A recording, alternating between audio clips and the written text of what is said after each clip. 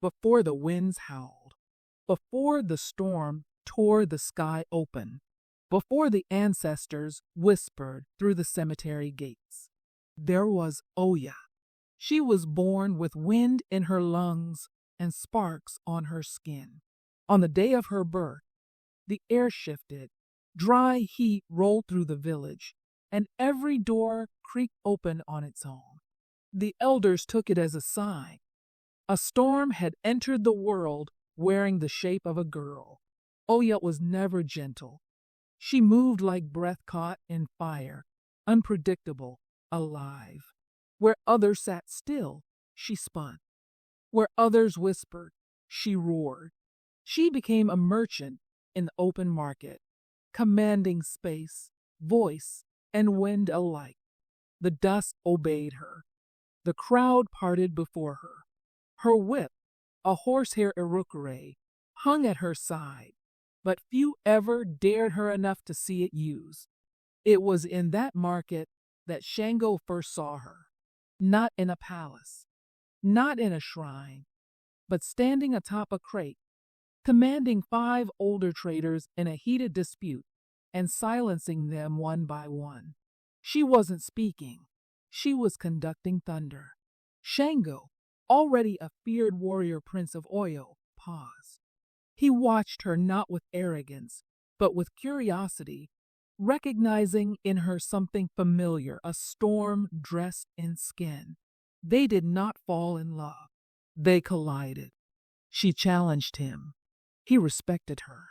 They tested each other in words, in movement, and finally in war. When the kingdom called for battle, he answered, and so did she. They fought side by side, not as king and consort, but as 2 elemental forces woven together by fate. In war, they became legend. Shango's double-headed axe split the sky. Every swing summoned fire and thunder. Oya rode with wind curling around her limbs like serpents. She became the cyclone, weaving through the enemy, cracking her whip, scattering formations like dry leaves. The air around her shimmered with ancestral spirits. The very dust lifted in recognition of who she was becoming. They didn't command armies. They became the storm the armies followed. She was his equal, not only in strength, but in will. Where he roared, she whispered winds that guided his fire. Where he burned too bright, she shaped the path. Their bond was not soft. It was sacred and volatile, like fire meeting wind. They laughed in war. They bled and burned and danced through thunder. And in time, their passion lit fires even they couldn't command. Oya became one of Shango's wives, but not like the others. Where Oshun brought calm and beauty, where Oba brought devotion and care, Oya brought chaos, courage, and challenge, and Shango loved her for it. But love is not armor. Even the fiercest storm can consume itself. In the twilight of his reign, Shango fell into pride. A quarrel among his generals lit a fuse in the palace, and in a moment of fury, he summoned lightning not to his enemies, but to his own roof. The fire came. The palace turned to ash. Screams filled the royal courts where music once echoed. Children perished. The walls cracked. The storm turned inward. And still, Oya survived. She emerged from the wreckage blackened by soot, her garments torn, her hair wet with smoke. Her whip was gone.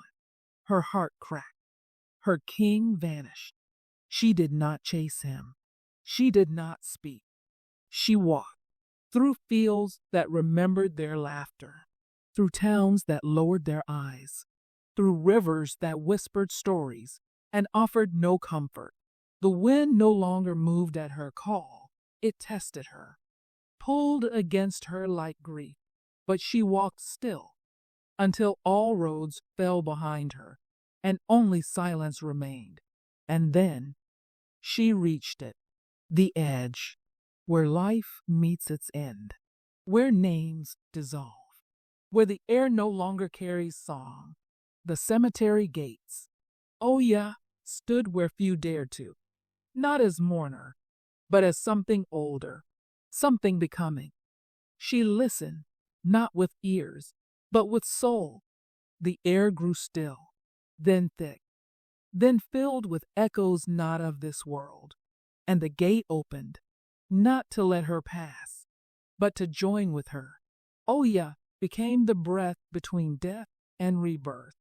She became the Orisha who walks between, not living, not gone. Guardian of the threshold, mistress of storms, the hand that clears the path for departing souls. Her wind no longer scattered, it carried. Her fire no longer raged, it refined. Now she rides in silence until needed, when change must come, when grief must burn, when something must die, so something greater can rise. Oya does not bring peace. She brings truth. And when the wind shifts with no warning, when dust spins in corners and your breath stills just before the thunder rolls, know that she is near, still walking, still watching, still clearing the way.